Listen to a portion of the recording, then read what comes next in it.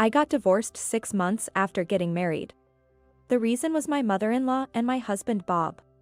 They called me a member of the family, yet on the other hand, they completely alienated and pushed me away. With the phrase, a total stranger. I'm Emily, and I married Bob, who was the same age as me, a year ago when we were 29. We lived in a house about a 10-minute walk from my in-laws' place. Bob had always lived with his parents, but when we started talking about marriage, we decided to rent an apartment halfway between our workplaces. However, my mother-in-law took it upon herself to find a vacant house near her home and signed the lease. From that house, it was nearly a 2-hour trip to my workplace, so I was quite resistant, but Bob accepted his mother's offer, saying, "Mom's paying the rent. Plus, it's a fairly new 2-story house with a garden. Isn't that great?" My mother-in-law, apparently the daughter of a wealthy family, had a husband who was married into her family. Before getting married, I met them a few times, but the father-in-law always seemed diminished, barely noticeable. A classic case of a henpecked husband. My mother-in-law took a liking to me. But not for my personality, she liked that I had no home to return to. My brother had married and taken over our family home, living with his 3 kids and our parents, so there was no place for me to return to. She thought I would devote myself as a member of her family. I thought it was an outdated way of thinking, but I was happy to be told, "Emily, you'll fit right in as a member of our family." And didn't mind it much. But I did find it a bit strange how much they rushed the marriage. "Need to get Bob married off quickly, or it'll be troublesome," his mother said insinuatingly. Right after the honeymoon, I realized that being a member of the family meant conforming to my mother-in-law's ideas. Our rented house, remodeled to her liking, didn't suit me at all. Colorful, flashy curtains, Rococo-style furniture with claw feet, and a Persian rug with a heavy pattern, all luxurious but cluttered and lacking harmony. When my mother-in-law said with a smile, "I got these from our family's furniture store to celebrate you joining our family. Isn't it wonderful?" I was dumbfounded, but I endured it because Bob was happy. But at that moment, I had a bad feeling. That feeling proved right. As soon as we started our married life, my mother-in-law began summoning me daily. She had me cook and criticized everything. Sloppy use of knives, wrong heat control, poor choice of dishes, too much oil, too salty. She made me never want to cook again. "You might have learned differently in your rural hometown, but now that you're part of our family, you need to learn our ways," she said coldly. Heartbroken, I returned home crying, only to have Bob say, "It's tough at first, but keep at it. Mom's being strict because she sees you as family. Think of it as tough love." So, I tried to rally and persevere. But being constantly criticized, I started losing confidence. It didn't help that they also disparaged my family. Even Bob started mocking me as a country girl, saying, "Guess you can't teach someone with a different upbringing." And just 2 months into our marriage, he began coming home late, leaving me alone. I started to wonder if this marriage was a mistake. During this time, my mother-in-law collapsed with a heart condition and had to be hospitalized. The cause was hypertension. According to the doctor, her blood was thick from too much salt and lack of exercise. Having never been in the position of a sick family member, I was at a loss for what to do. When I visited her, she yelled, "What a useless daughter-in-law. You're young and part of the family, so you should be taking care of me." Even my husband, who came with me, shrugged it off, saying, "Taking care of parents is the wife's job as a family member. I have work. So I'm leaving the post-discharge care to you." It's so unfair how they ridiculed me all this time, yet only wield the family member card when it suits them. Plus, as a full-time employee, did this mean I had to take over the household chores at my in-laws after she got discharged? When I brought this up to Bob, he said, "Then quit your job. As a family member, you should prioritize family over work." I was fed up. Then, unusually, my father-in-law spoke up, "It's not right to put it all on Emily. She's part of our family, so let's share the care between me, Bob, and Emily." But my mother-in-law quickly retorted sharply, "Husband, who's been adopted into our family, has no right to give me advice. And to suggest that Bob should help, that's outrageous. I can't burden my precious son with such troubles." Faced with these cold words, my father-in-law glared at my mother-in-law for a moment, unable to contain his anger, and then left the hospital room. I was surprised to see my father-in-law so angry. At the same time, I was moved to tears that he, despite his weaker position, had stood up for me. In the car on the way back, I said to Bob about what your father said earlier, and tried to start a conversation about the future care of his mother. But Bob dismissed it, saying, "Mom doesn't like it, so forget it. You know, she doesn't trust Dad at all." According to Bob, his mother, who was the sole heiress of a wealthy family, had an arranged marriage with his father. It seems she was forced into the marriage by her father, who favored his son-in-law, and from the beginning, she looked down on her husband. She never considered him as family, but rather, she always treated him like a butler or a servant. "That's so sad for your father." I couldn't help but blurt out. To which Bob replied, "Mom only considers me as family. Dad is a stranger to her. But he's still your father by blood, isn't he?" "Well, yes, but since Mom is the head of the family and considers Dad a stranger, that's what he is to me too." "That's terrible." "Why?" "Our family has a long lineage, and Dad, being an outsider, doesn't change his lineage." To Mom. Only blood relations are trustworthy in the end. Shocked, I asked for confirmation. "So, I'm a complete stranger to both you and your mother since there's no blood relation, right?" "Well, yeah, that's about it." So much for being a part of the family. I was so angry that I decided to cut ties with such a family. After my mother-in-law was discharged, she became even more domineering. Since the original cause was hypertension, her diet needed to be the first thing to change. But since she had always ridiculed my cooking as too rural, I had no intention of cooking for her anymore. What about mine and Bob's meals? Meals cooked by a country girl like me are not suitable for someone suffering from illness. What's with that attitude? How dare you speak to me like that, a mere daughter-in-law? Oh. So I can do it? I like strong flavors, so I'll be generous with salt, pepper, and sauces. Even if you're my daughter-in-law, how can you treat your mother like this? Well, if we're not related by blood, that means we're strangers, right? Why should I bother being considerate to such a person? As I coolly responded, my mother-in-law was speechless. She immediately called Bob, who was at work, and started complaining loudly. I thought to myself, let her bark, but to my surprise, Bob left work early and came home. "What did you say to Mom?" "How could you, as a wife?" I was appalled at his mama's boy attitude. "Wife? What's that?" "What? A wife is a wife. I became your wife, but I never intended to be the daughter-in-law of this house. What kind of nonsense is that? Not even making meals for Mom. I won't cook for you anymore either. You probably didn't notice this morning since you never eat breakfast. Why not? Why should I? Why would a stranger like me make meals for free? Who's a stranger? You're my wife. Have you forgotten already? I confirmed it before. Since I have no blood relation to you or your mother, I'm a complete stranger." With that, Bob was at a loss for words. I left Bob and my mother-in-law and went straight back to the rented house. And so, I began packing my belongings to send them to my parents' house for the time being. I had already explained the situation to my parents and my brother and his wife, and they agreed to temporarily store my belongings. While I was planning to stay in a hotel for a while and rent an apartment as soon as possible, I was surprised when my father-in-law showed up. He then told me something shocking. "Hey. I thought you just left suddenly, but then you sent a divorce paper. What's going on?" A few days later, I received a call from Bob. "What, you want a wife who won't cook for you, won't do your laundry, won't take care of you at all, a complete stranger? Are you still saying that? Let me make it clear, even if we don't divorce, I will never take care of you again. Are you okay with that?" With that, Bob fell silent. Why not just have another woman come? You had a favorite girl at a nightclub even before we got married, right?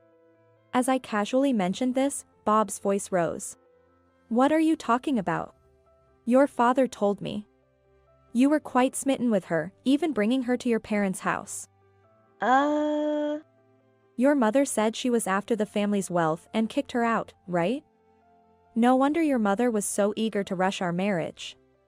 But Bob, you're still secretly seeing her, aren't you? Why not marry her? No way, that's out of the question. Mom wouldn't allow it. Well, maybe. But having affairs and cheating are enough reasons for divorce, so you'll have to pay alimony. I've got photographic evidence from a private detective. No way. Goodbye, then, and please take care of the divorce papers. I said this and hung up the phone. Serves them right. Since then, things have apparently been tough at my in-laws' house. When my father-in-law came, he told me he was divorcing my mother-in-law and had put their house up for sale. Though he was an adopted son-in-law, he was trusted by my mother-in-law's father, and the house, built by her father, was in my father-in-law's name. Moreover, my mother-in-law's father is now in debt due to failed investments and refuses to take her back. Furthermore, I heard that my mother-in-law squandered her money, and the divorce settlement was meager. Now, Bob and his mother live in an old apartment, barely making ends meet. As for me, I didn't quit my job after marriage, so I'm still working hard at the same company. Since I divorced after just 6 months of marriage, I refunded the entire amount of the wedding gifts to those who had given them.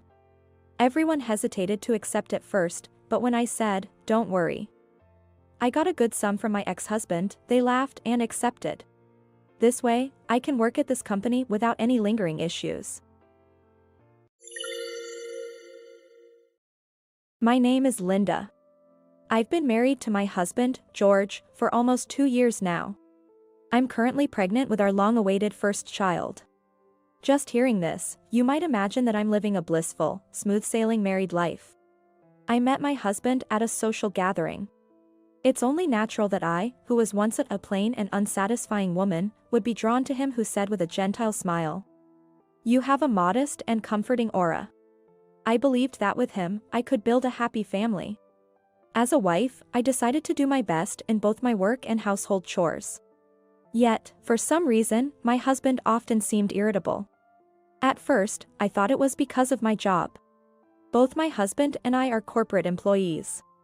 Whenever I worked overtime, he would be in a bad mood the next day, sighing and saying, "I had to make do with ready meal yesterday.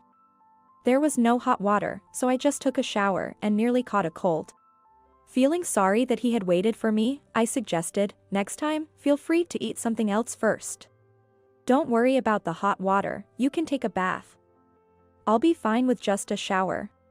But he scolded me, saying, "What's that? Do as you please. You make me suffer because of your overtime." The happiest he had been since our marriage was when I told him about my pregnancy.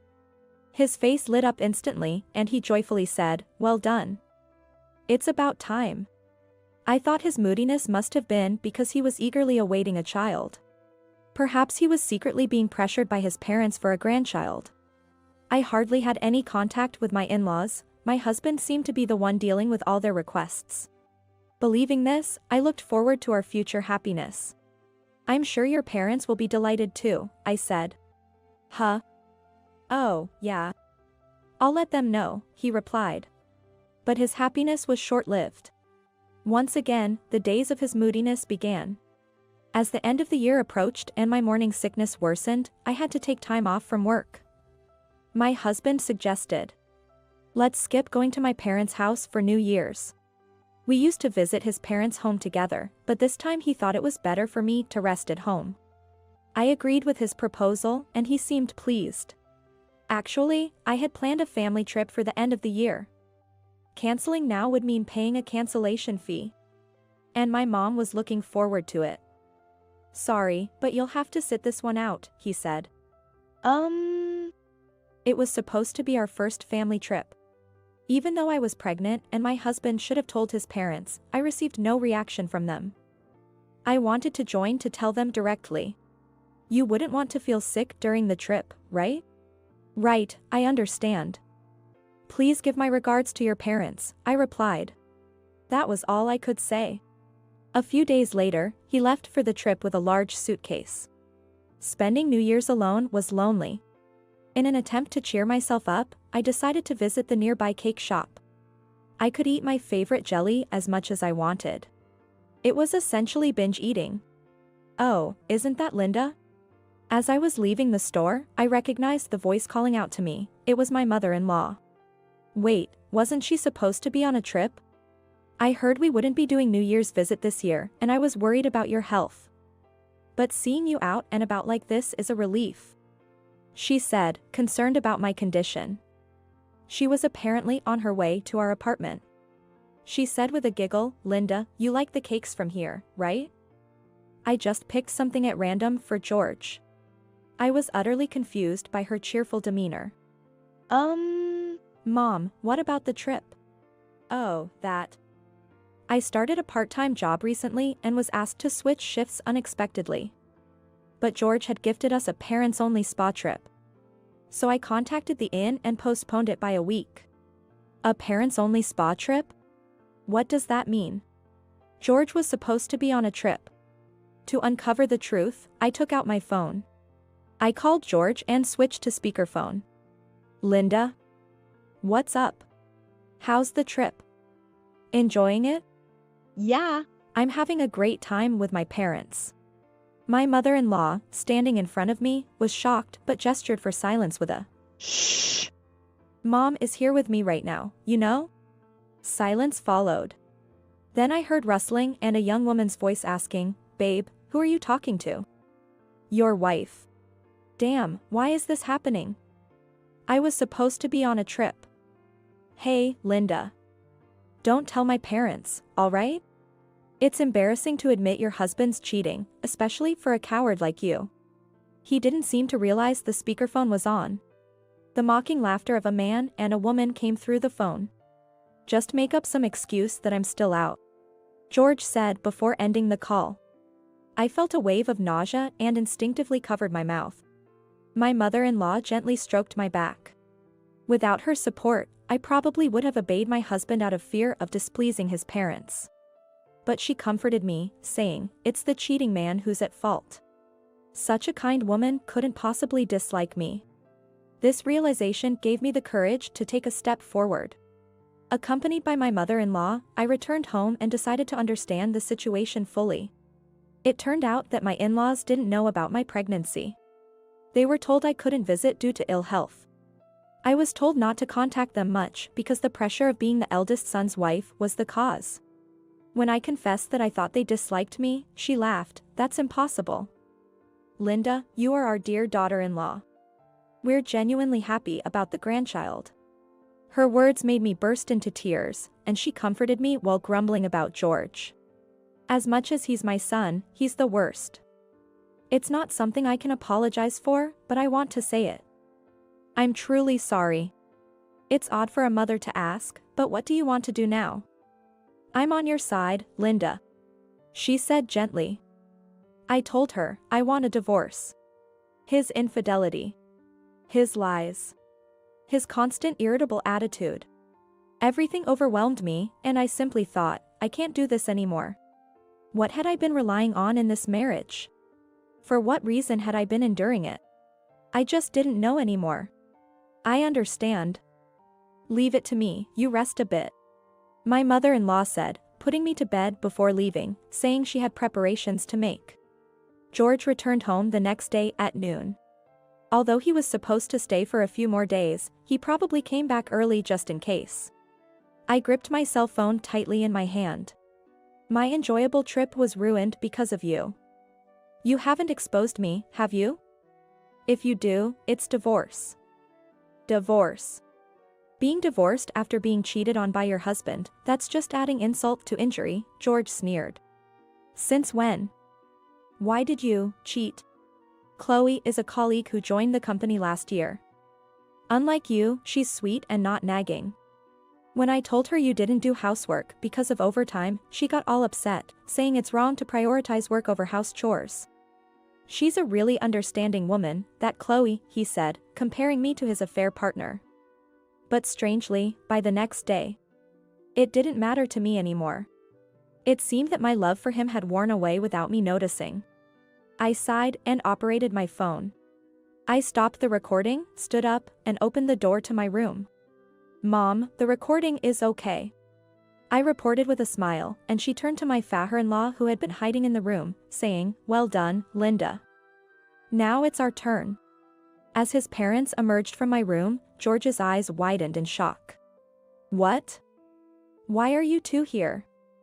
"Linda, you tricked me." "Oh, you're the one who tricked us." Planning a trip for cheating and even arranging a spa trip for us, everything was prepared, wasn't it? "What, cheating? What are you talking about? I heard everything from Linda's conversation with you on speakerphone yesterday. Being cheated on is a disgrace. The one who cheats is the lowest. You stupid son." His mother scolded. George bit his lip and glared at me. "It's all Linda's fault. Using work as an excuse to neglect taking care of me, and when I have to do things myself, she doesn't even appreciate it. Telling me to bathe first, like she's giving me permission? Criticizing me, the worst kind of wife. What?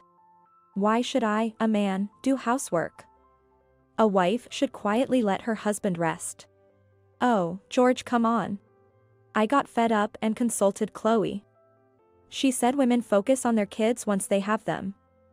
I was relieved you still had some womanly qualities. But once you got pregnant, it was all morning sickness. It made me feel sick too, it's just unbelievable. He was happy about the pregnancy because he thought I'd focus on the child? Not because we were having a child? It's like you're treating the child like a tool. I was shocked. The betrayal as a woman was one thing, but the fact that someone I once loved could treat life so callously hurt me the most. His mother's slap landed on George's cheek. She was crying. "George, come on." I placed my hand on her trembling shoulder, and his father fixed his gaze on my husband. Under his stern gaze, my husband showed a look of fear for the first time. "When did you become like this, Dad? I wanted to be like you. You never did housework, and Mom never complained or made demands like Linda does. Your mother was a homemaker and always at home. But I did what I could. I never left everything to her." I learned later that his father was indeed bad at housework and banned from the kitchen. Instead, he responded to his wife's requests through DIY. The custom shelves at their house were all made by him. George must have seen it but chose to ignore it. Even if I was a male chauvinist, how does that justify neglecting a pregnant wife? To use the life of our child, my grandchild, as a distraction from your affair? His father muttered in dismay. So, it's all Linda's fault. Marrying her was the mistake. At this point, George was yelling like a child. Something in me snapped. "Excuse me? You're the one at fault, you lowest of the low." My spontaneous outburst left everyone speechless. It was the first time I had ever yelled at George. What's wrong with being sick morning to night? I'm pregnant. You should be caring, you worst kind of husband, man, and human being. Embarrassed about being divorced? Bring it on. I'll divorce you or whatever else it takes. I think I yelled enough for a lifetime. After that, the divorce went smoothly since I had recorded George's confession of his affair. I received a settlement of $20,000 and child support from my ex-husband, and the property division was completed.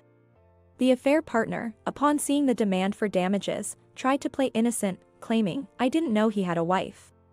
But when told that George had confessed everything, she became irate and said, "How dare a woman who's been dumped by her husband act so high and mighty?" I had become much stronger. Not even an apology, and you have the nerve, I thought, refusing to reduce the $15,000 claim. She came to her senses and apologized, but I naturally refused. My ex-husband asked the affair partner to cover his alimony, but since he lost my income, he couldn't even afford the rent for the apartment and was struggling to pay his own alimony, so she refused. In an act of spite, Chloe, the affair partner, spread rumors at work claiming that she was troubled by being pursued by my ex-husband. Apparently, this led to him being completely shunned by his colleagues. However, it eventually came to light that the affair partner herself was involved with several men within the company. One of these men was the son of a high-ranking executive, and before the rumors could spread any further, she was fired. My ex-husband was disowned by his parents and became uncomfortable at his job. He seemed to think that reconciling with me would change his situation. When he sought to reconcile, I firmly rejected him, saying, "No. Marrying you was a mistake. I won't repeat the same mistake ever again. I've changed my phone number, so there's no more contact. Now, I'm looking forward to starting anew and living a wonderful life with my unborn child."